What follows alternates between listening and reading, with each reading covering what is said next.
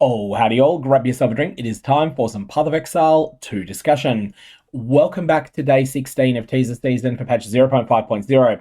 Today, we're going to be talking about things that are coming in the Return of the Ancients expansion, and also one little small piece of news. Let's start with that small piece of news, and that is there's going to be a podcast that Jonathan Rogers and Mark Roberts will be available on, and this is going to be taking place in a few days' time. It's a little bit less than 5 days as I'm recording this video, so definitely less than 5 days at the time you're watching it. And you can jump over to Grinding Gear Games' official website and check out the exact time. But it's 1 hour later in the day than the league start is going to be, which I think is something that's easy to keep in mind because we know when league start is. So for me, that's going to be 7 a.m. because league starts at 6 a.m. But for you, that time could be entirely different. Anyways, this podcast will be interesting. It's going to feature Darth Microtransaction and Guzzy TV, who will be interviewing Jonathan Rogers and Mark Roberts. So definitely check that out when it happens. That was actually announced yesterday. I decided not to do a day 15 video because it was a reasonably small piece of news, but the news today was a little bit juicier. 2 new unique items, one of which has been fairly hotly waited on by a lot of people. That's right, Facebreaker is coming to Path of Exile 2. Now, Facebreaker is an item that Path of Exile 1 players have been familiar with. It's an item over in that game that has alternated between being quite bad most of the time and occasionally being explosively good. And that's because it empowers a playstyle the game doesn't normally support, which is unarmed combat. However, the way that Facebreaker works in that game is by giving you a tremendous more multiplier to the amount of damage that you do. So you need to find sources of flat physical damage to make up for the fact that you can't use a weapon. And if you're able to do this, which various points in the game you've been able to do it more or less effectively, then there's the payoff for doing so. That's Facebreaker's identity in Path of Exile 1. In Path of Exile 2, it is keeping that unarmed feel, but it is changing it quite a bit. It's important to note that Facebreaker is not designed to be used in conjunction with Hollow Palm Technique. Hollow Palm Technique allows you to use quarterstaff skills unarmed quite effectively. Facebreaker, on the other hand, this allows you to use mace skills unarmed quite effectively. Hollow Palm Technique is very, very, very heavily aligned to evasion and to energy shield equipment, whereas Facebreaker is very heavily aligned to strength. So you're going to want to pick one of these two. You're not going to be able to effectively double dip on them. There are a very small number of skills that can potentially benefit from both, but in that situation, it is Facebreaker's damage that is going to dominate. Anyways, let's have a look at the stats themselves of the items, starting with the Auspex. The Auspex is an item that is very strongly linked to Delirium thematically. And in fact, I believe it might be a Tangmazu drop. Now, something that needs to be said with the Auspex is that this item is going to live or die based upon the strength of its unique skill. The reason I say that is that the core stats on the item are not very good, but at the same time, the minion that it provides you kind of looks like it does a lot of damage. Let's have a look. Hi, I'm Mark Roberts, Game Director on Path of Exile. Today, we'd like to showcase 2 more unique items. First up we have the Auspex, an attire to drive your foes mad with. And then, a remake of a Path of Exile 1 classic, Facebreaker, which provides a variety of ways to bring the ultimate beatdown on your enemies. These are both coming in Return of the Ancients. So I'll quickly point out that, as always, the 3D art on these looks fantastic. That's something Grinding Gear Games have been really nailing with a lot of the unique items lately. Anyways, one of the things that always is the case is that 3D art doesn't matter if the item's so bad that no one ever wants to use it. So let's have a look at the stats, starting with the one that on the surface is less impressive, and that might be dependent upon the minion skill it provides being excellent in order to be useful. In ancient times, a lost child was taken in by an Asmeri village. The Auspex of the village declared him an ill omen, as their crops soured and their days darkened. Thereafter, ravens gathered and mists descended, following him, driving him deeper and deeper into madness. So before we get into the stats here, you can see the very, very strong Tangmazu thematic link here. Now let's take a quick look at the actual stats on this item themselves. So the Auspex has very low base stats. You gotta remember that this is a chest slot. This is where you want to get spirit. This is where you want to get yourself a whole chunk of resistances. And most importantly, it's where you want to get a whole chunk of evasion rating, assuming that you're using a pure dexterity item. You're also wanting to get yourself some percentage of your evasion rating added as additional deflection rating as well, if at all possible. So those are the mods that you're looking to have on a regular rare chest. How does this stand up here? Well, you've got a moderate amount of life, which is always nice to have, but your evasion rating is 1092 unqualified, so low 1300s with quality. I want to contrast that to what a budget defensive armor looks like in patch 040. So I have decided to search for chest pieces that have a current evasion rating between 2200 and 2300 to showcase the sort of prices these are selling for. Now, note that 2200 to 2300 assumes that if the item's quality is less than 20, that it will be raised to 20. You'll see here, we've got a bunch of them as 35, 30 exalts, 40 exalts, 50 exalts, 50 exalts, 50 exalts, 50 exalts. All these are available as asynchronous trades. So these are just not getting bought at the moment. 50 exalts, 50 exalts, 50 exalts, 50 exalts, 50 exalts. And all of these are in the range 2200 to 2300 evasion rating. So it's important to note that the amount of evasion rating that you're getting on the Auspex is pretty underwhelming. On top of that, it has a borderline oppressive dexterity requirement.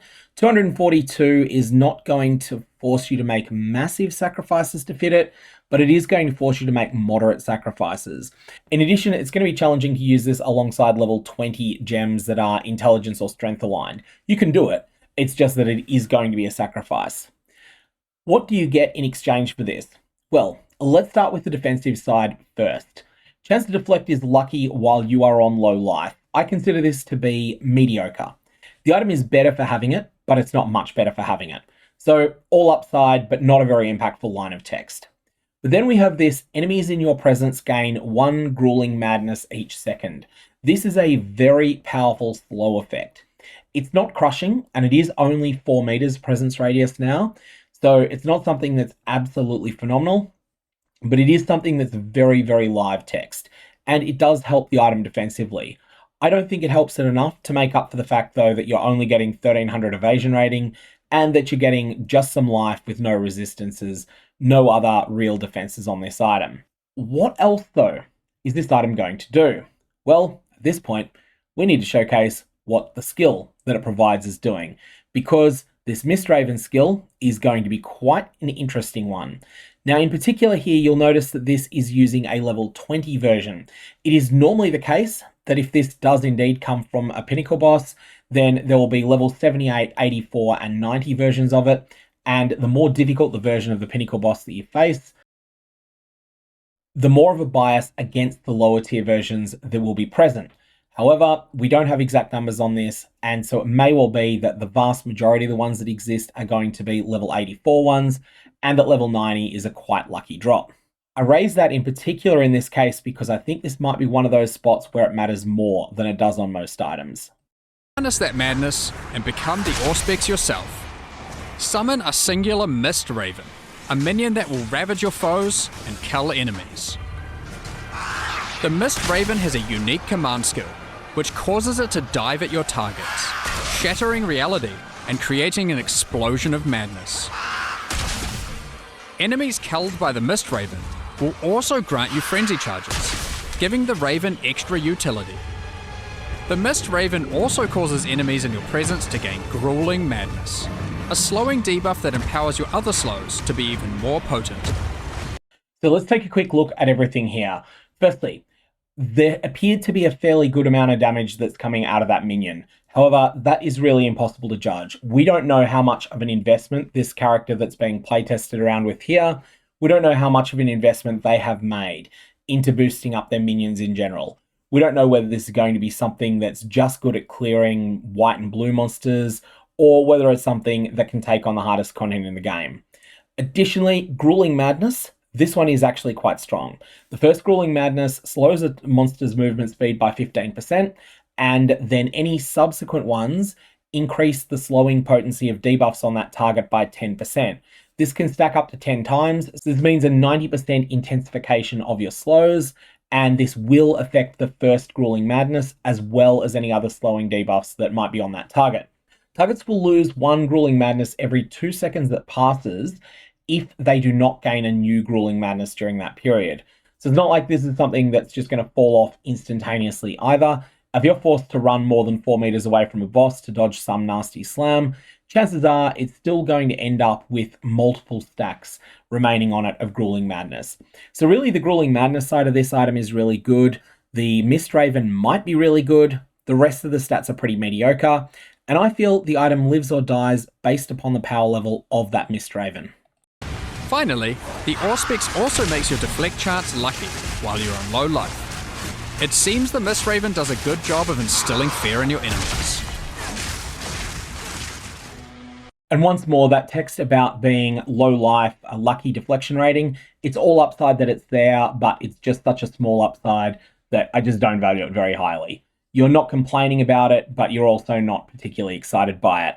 Let's jump on to the exciting one though. Let's start talking about Facebreaker, one of the favorite items of a lot of Path of Exile 1 players. This is a very complicated item, so we're going to have to dig in quite a bit once the stats are revealed.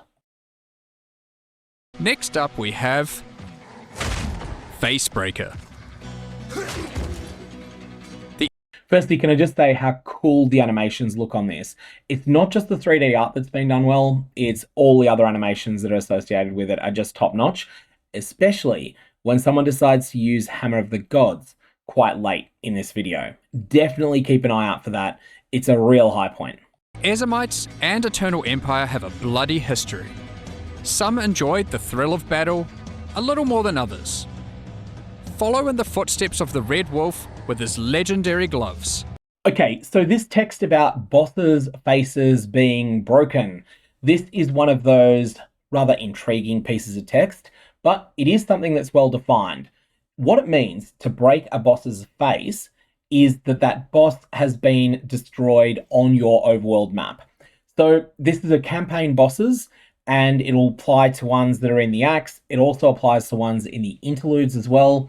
And so every single boss's face that you have broken, i.e. every single boss that you have slain once that is in the campaign, you're going to get a permanent level up to your Facebreaker.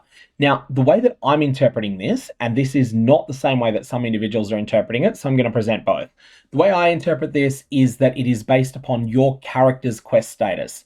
So if your character has killed all 52 overworld bosses, then it doesn't matter when you acquired your Facebreaker, it just matters that those 52 bosses have been slain. The other interpretation, which would be much less favorable, and I really hope that this is wrong, but some people definitely think it is this, is that those 52 bosses would then have to be killed after you acquire Facebreaker. So Facebreaker would then have its own memory as to which of the 52 bosses you have broken the faces of. So hopefully I'm right on that, but I did want to present both possible interpretations. Now, you'll see here that the amount of physical damage you're actually dealing is going to be tracked on the gloves. So you will know which of these two it is as soon as you pick up a set of this item. Also, I will mention that I do feel this item could be pretty rare. It definitely feels like it because it's so transformative to the way that your character plays. Now, we have 1% more unarmed damage per 5 strength on your character. This is the main scaling vector once you're in endgame. So during the campaign, these gloves are going to level up every time you kill a boss, but at endgame, they're going to level up every time you get +5 strength. And the level ups are going to be smaller, but they are still there. +3 to melee strike range while unarmed. This is a critical stat, and +3 is a fair bit of it. Then +1 to armor per strength that you've got. This allows the defenses on these gloves, at least the local defenses, to level up with you as well. Now let's have a look at the actual mechanics of this item. You can attack as though using a one-handed mace while both of your hand slots are empty. Unarmed attacks that would use an equipped one-handed mace as damage use this item's damage instead. So essentially this becomes your mace. Now, how much damage are you looking at with Facebreaker? You're looking 164 to 220 is the damage that you'll deal once you've broken the face of every single boss in the game. At that point, that is not enough. That is nowhere near the sort of damage that you would get if you had a decent one-handed mace, even if you had a mid-tier one-handed mace. However, you then have this 1% more unarmed damage per 5 strength that then ends up building up some of that damage for you.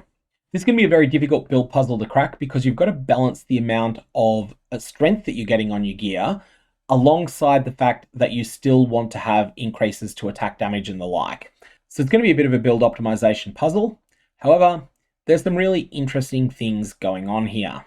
The main question really comes down to how much you're hurt by losing the ability to gain plus X to gem levels found on your weapon. Now, we have heard that Grinding Gear Games, they have promised they're going to be nerfing this stat on weapons. We don't know how much they're nerfing it by on weapons. On top of that, there's also questions around what your attack speed ends up feeling like, and that's going to be something interesting to check out.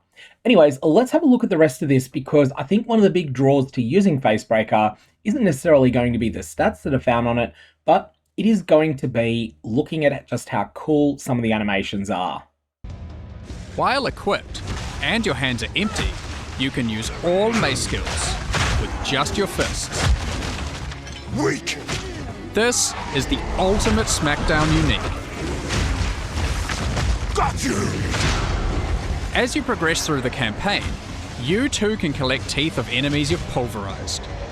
As you break their faces, you can track the bosses you've smashed on your map, with each granting you added physical damage. Facebreaker provides offensive and defensive benefits for stacking up strength, so you can become a true face-breaking powerhouse. I mean, just check this out. Hammer of the Gods? How about Fist of the Gods? You'll be able to torment minds with... And ultimately, that is my favorite thing about Facebreaker. I think the item has potential. I don't think it's necessarily something that will be solved straight away. I think it's also something that competes with a couple of other items like Brutus's Lead Sprinkler. May end up that Brutus's Lead Sprinkler ends up beating it out in that regard. But there are definitely some unique things about Facebreaker, like the ability to drop a massive, massive stone fist on top of a big enemy boss.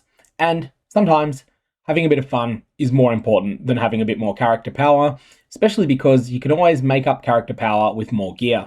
The Auspex and break faces with Facebreaker as unique items in Return of the Ancients. And that's the end of POE news for today. I'm going to leave it there. May your Varlorbs have interesting results, and remember that using them on Facebreaker might just be able to divine them beyond normal limits. So instead of 3 to 4 damage added per boss's face broken, maybe you'll be able to get that up to 4 to 5. If you're very lucky, and assuming that that stat is modifiable, because a small number of things in the game are not modifiable.